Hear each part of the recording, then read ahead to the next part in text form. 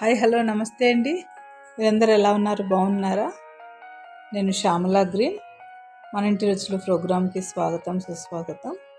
ఈరోజు మరొక summer tasty tiffin రాగి దోశ అండి. రాగి దోశ క్యారెట్ వేసి చేస్తున్నాను.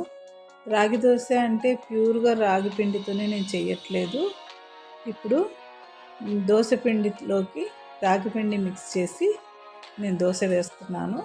ఇదిగోండి ఒక చిన్న గిన్నె అండి, 3 టేబుల్ స్పూన్లంతా పిండి రాగి పిండి తీసుకున్నాను. అదే గిన్నెతోటి వాటర్ తీసుకొని 2 కలిపి బాగా మిక్స్ చేసుకొని స్పూన్ తీసుకొని దీన్ని బాగా మిక్స్ చేసుకుందాము. ఒక 4 దోశలు అయ్యేంత మనం బియ్యము మినపప్పుతో దోశ పిండి ప్రిపేర్ చేసుకుంటాం కదా, ఆల్రెడీ నేను దోశ పిండిని వేసుకున్నాను. ఆ పిండిలోనికి రాగి పిండిని వాటర్లో మిక్స్ చేసి నేను కలుపుకుంటున్నాను. ఆల్రెడీ రాగులు కూడా 2 డేస్ నానపెట్టి బాగా డ్రై చేసి మరకు పట్టించిన పిండి అండి ఇది కూడా బాగానే సోక్ అయిన పిండి. అందుకనేసి నేను ఇది డైరెక్ట్గా పిండిని వాటర్లో మిక్స్ చేసి దోశ పిండిలోకి కలుపుకొని నేను దోశని వేస్తున్నాను. చూడండి, ఇలాగా కలుపుకున్న పిండిని ఇందులో వేసి చక్కగా ఈ 4 దోశలు ఎంత పిండిని నేను ముందే బియ్యం పిండిని తీసుకున్నాను. బియ్యం పిండి మినపప్పు వేసి ప్రిపేర్ చేసుకునేది. అందులోకి ఆ చిన్న కప్పుడు వాటరు పిండి కలిపి ఇలాగ కలిపేసుకొని బాగా దీంట్లోకి రాగి పిండి కలిసిపోయేలాగా దోశ పిండిలోకి వేసి బాగా చక్కగా కలుపుకున్నాను. చూడండి, కలిసిపోయింది. నేనైతే దోశ పిండిలోకి అయితే నేను ఉప్పును వేసుకున్నాను. ఇప్పుడు రాగి పిండిలోకి సరిపడా మాత్రమే వేసుకున్నాను. దీన్ని కూడా ఉప్పు కూడా బాగా కలిసేలాగా సాల్ట్ని బాగా కలుపుకొని చూడండి, దోశ బ్యాటరు ఎంత చక్కగా ఉందో. మనం డైరెక్ట్గా రాగులు, బియ్యము, మినపప్పు నానబెట్టి కూడా మిక్సీకి వేసుకున్నా ఇలాగే వస్తుంది.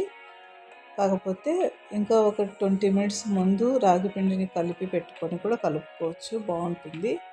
ఇలాగా ప్యాన్ బాగా వేడైన తర్వాత చక్కగా దోశ బ్యాటర్ని వేసి రాగి పిండి దోశ బ్యాటర్ వేసి మొత్తం అంతా చక్కగా దీన్ని దోశని వేసేసుకోవాలి. ఇది ఆయిల్తో కానీ లేదా నెయ్యితో కానీ వేయించుకోవచ్చు. చాలా దీన్ని ఆయిల్తో కానీ నెయ్యితో కానీ ఎలాగైనా బటర్తో కూడా మనం ఫ్రై చేసుకోవచ్చు, బాగా వస్తుంది. బాగా చక్కగా అటువైపు గోల్డెన్ బ్రౌన్ కలర్ వచ్చే వరకు దోశను అలాగే ఉంచుకొని తర్వాత మళ్ళీ తిరిగేసి ఇటువైపు కూడా గోల్డెన్ బ్రౌన్ కలర్ వచ్చే వరకు ఫ్రై చేసుకుందాము. నేనైతే సిమ్లో పెట్టి చేస్తున్నానండి. రాగిపిండి దోశ చేయడం ఇప్పుడే ఫస్ట్ కాబట్టి ఒకవేళ ఇదేమైనా తొందరగా మాడిపోతుందేమో అనేసి సిమ్లో పెట్టి చేస్తున్నాను. కాకపోతే నాకైతే ఏ ఇబ్బంది లేకుండా చక్కగా దోశ బాగా వచ్చింది.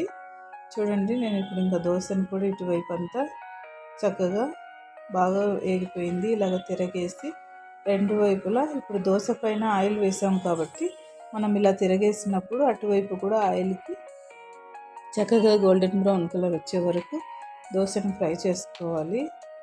ఇది సమ్మర్లో రాగి పిండి, రాగి జావ, రాగి సంగటి తినడం వల్ల బాడీ బాగా కూల్ అవుతుందని, శరీరం అంతా చల్లబడుతుందని చెప్తారు కదండి. అందుకని నేను దోశ పిండిలోకి రాగి పిండిని కూడా మిక్స్ చేస్తున్నాను. విడిగా రాగి జావ చేస్తే మా ఇంట్లో పిల్లలు తినరు. మా హస్బెండ్ కూడా ఒక్కసారి తింటే 2-3 సార్లు ఇప్పుడేం వద్దులే అంటున్నారు. అందుకని నేను దోశ బ్యాటర్లో కలిపేసి చేస్తున్నాను. ఇంకా పిల్లలకి ఇంట్రెస్ట్ కలిగేలాగా ఇలాగ మనం బీట్రూట్ కానీ, క్యారెట్ కానీ, పన్నీర్ కానీ, ఇంకా మనము చీజ్ కానీ ఇలాగ తురుముకొని అన్నీ వేసుకొని చక్కగా చేసుకోవచ్చు. ఉల్లిపాయలు, పచ్చిమిర్చి కూడా, అల్లం ముక్కలు కూడా వేసుకొని చేసుకోవచ్చు. ఈరోజైతే నేను క్యారెట్ మాత్రమే వేశాను. ఇలాగ మొత్తం అంతా క్యారెట్ అయితే కొంచెం దోశ వన్ సైడ్ వేగేలోపే క్యారెట్ కూడా తురిమాను కాబట్టి చక్కగా ఉడికిపోయింది. ఇదంతా దోశకి ఇలా ప్రెస్ చేస్తుంటే అంతా అంటుకుపోతుందండి. బాగా చక్కగా ఉడికింది కాబట్టి బంగాళదుంప ఎలాగ అంటుకుంటుందో అలాగ అంటుకుంటుంది, చక్కగా ఏగిపోతుంది. బాగా మంచి స్మెల్ కూడా వస్తుందండి. రాగి దోశ తినడానికి కూడా ఏమి ఇబ్బంది లేదండి. నేను తిన్నాను రాగి దోశని, చాలా టేస్ట్గా ఉంది. ఇంకా దీంట్లోకి అయితే అల్లం చట్నీ వేసుకోవచ్చు, టమాటా చట్నీ చేసుకోవచ్చు, మనము ఇంకా శనక్కాయ చట్నీ, కొబ్బరి చట్నీ అన్నీ చేసుకోవచ్చు. కాకపోతే దీంట్లోకి కొబ్బరి, శనక్కాయలు వేసి ఎండుకారంతో చట్నీ చేసుకున్నానండి. ఉల్లికారం చట్నీ కూడా చాలా బాగుంటుంది. ఏం స్వీట్గా కూడా ఏమీ లేదు, మామూలు దోశలాగానే బాగా టేస్ట్గానే ఉందండి. చూడండి, ఈ సమ్మర్లో మనం బాడీని ఎలాగ కూల్ చేసుకోవాలి, ఎలా చల్లపరచుకోవాలన్న ఉద్దేశంతో నేను నిన్న పెసరట్టు చేశాను, ఈరోజు రాగి దోశను చేశాను. ఎంతో టేస్టీ సమ్మర్ స్పెషల్ రాగి దోశ మీకోసం.